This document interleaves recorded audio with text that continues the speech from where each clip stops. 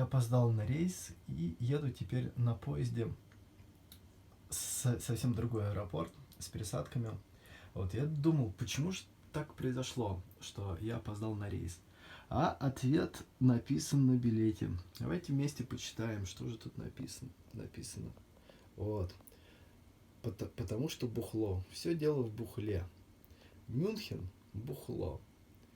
Вот так вот. Не пейте бухло и не будете на рейс опаздывать, а пейте только воду чистую и прекрасную. Пока-пока.